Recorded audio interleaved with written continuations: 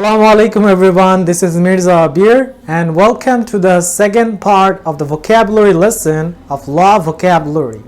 So let's get started. The first one is ordinance. এর অর্থ হলো অধ্যাদেশ বা বিধান। এর synonym বলা যেতে পারে decree. So let's look at an example. The city ordinance banned smoking in nearly all types of public restaurants.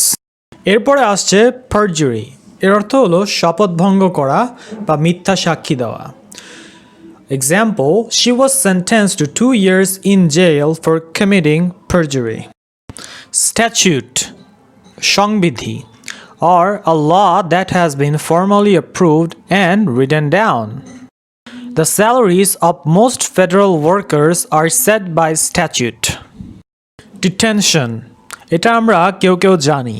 এর অর্থ হলো আটক করা বা আটক অবস্থায় থাকা। He claimed that his detention by the authorities was unlawful. Parole, এর অর্থ হলো স্বল্প সময়ের জন্য শর্ত সাপেক্ষে কারামুক্তি। সো এটা যাদের কারাদণ্ডে থাকেন, যাদের বাবা মারা যায়, তারা অনেকেই প্যারোলে মুক্তি পান। So for his father's death, he has been released on parole. Summon, an order to be protect or ডেকে আনা, summoning যাকে আমরা বলি। সো কোর্টে অনেককে সামন করা হয় to appear at court. So সাক্ষীর জন্য অথবা তাদের বাদী হওয়ার জন্য তাদেরকে সামনিং হয় এখানে। Trespass, এর অর্থ হলো কারো সম্পত্তিতে অনধিকার প্রবেশ বা অনুপ্রবেশ করা। So example is, the thugs were accused of trespassing on my father's property. এটা একটা criminal offense.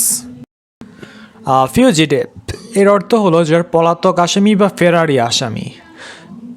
Let's look at an example. The thousands of fugitives are fleeing from the war-torn area.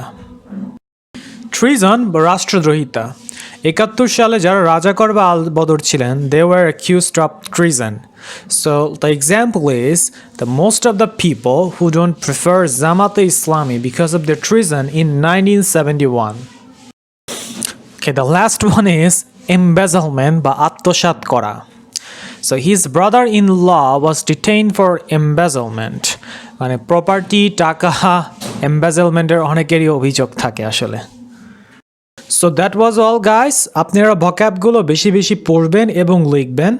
নিজে নিজে সেন্টেন্স কনস্ট্রাক্ট করার চেষ্টা করবেন। এতে আপনাদের language proficiency বৃদ্ধি পাবে।